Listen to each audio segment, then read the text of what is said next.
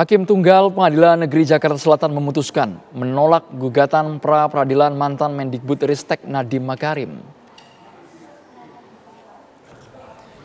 Pra-peradilan diajukan Nadiem Makarim atas penetapan tersangka oleh Kejagung dalam kasus dugaan korupsi pengadaan laptop Chromebook di Kemendikbudristek. Hakim menilai penetapan tersangka Nadiem sah menurut hukum. Pada sidang Jumat kemarin, kedua belah pihak telah membacakan kesimpulan akhir. Kejaksaan Agung telah menetapkan sedikitnya ada 5 tersangka dalam kasus ini.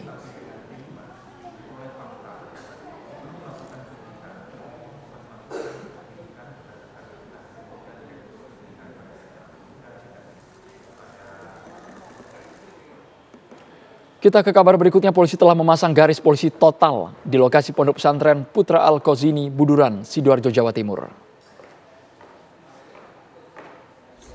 Sebelumnya garis polisi hanya dipasang di pintu masuk agar tidak ada pengunjung yang tiba di sana. Namun kini garis polisi dipasang total di semua sisi wilayah bangunan pondok pesantren.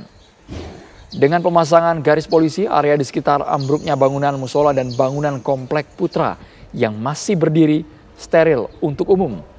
Termasuk juga para santri tidak diperkenankan masuk ke wilayah yang diberi garis polisi.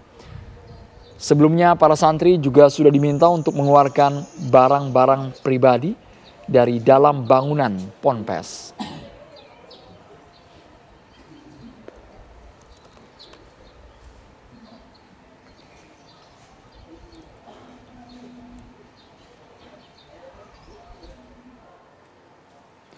Menteri Agama Nazaruddin Umar dan Menteri Koordinator Bidang Pembangunan Manusia dan Kebudayaan Pratikno mengaku tengah melakukan survei dan akan segera merenovasi bangunan pesantren Al-Qazini Buduran, Sidoarjo, Jawa Timur.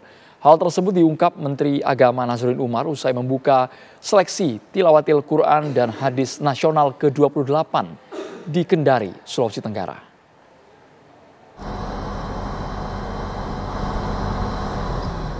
Bangunan musola Pondok Pesantren Al-Qazini Buduran, Sidoarjo, Jawa Timur ambruk pada Senin 29 September 2025. Tim SAR gabungan berhasil mengevakuasi 171 orang korban, 104 santri selamat dan 67 santri meninggal dunia. Saat ditemui di sela-sela kegiatan pembukaan seleksi tilawatil Quran dan hadis nasional ke-28 Sabtu malam di alun-alun XMTQ, Kendari, Sulawesi Tenggara, Menteri Agama Nazaruddin Umar menyampaikan pasca ambruknya bangunan Pondok Pesantren Al-Qazini, Kementerian Agama tengah melakukan pendataan kondisi seluruh bangunan pesantren di Indonesia, terkhusus pesantren yang berusia ratusan tahun. Menteri Agama juga akan membuat aturan khusus untuk mengevaluasi seluruh bangunan pondok pesantren, madrasah, dan bangunan umum lainnya. Kementerian Agama sekarang sudah mendata ya para kanwil kami dalam minggu ini kita akan mendapatkan data pesantren yang perlu diwaspadai ya, mungkin karena ada pesantren kita kan sudah ada yang 200 tahun lebih, ada yang 100 tahun lebih.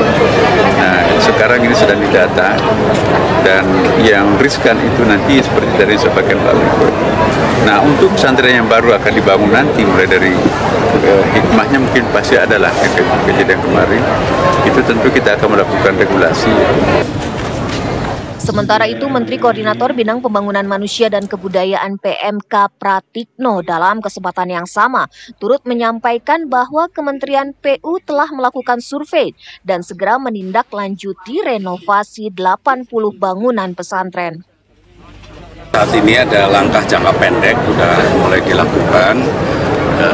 Di Kementerian PU sudah melakukan survei dan sudah akan segera menindaklanjuti untuk renovasi yang saya ingat adalah 80 pesantren. Itu adalah quick win yang dilakukan jangka pendek.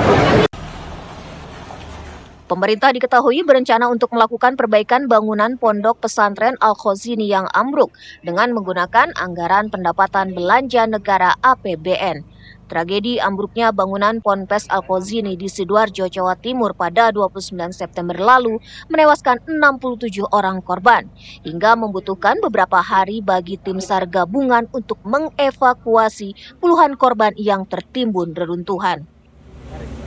Dari Kendari, Sulawesi Tenggara, Erdika Mukdir, TV One mengabarkan.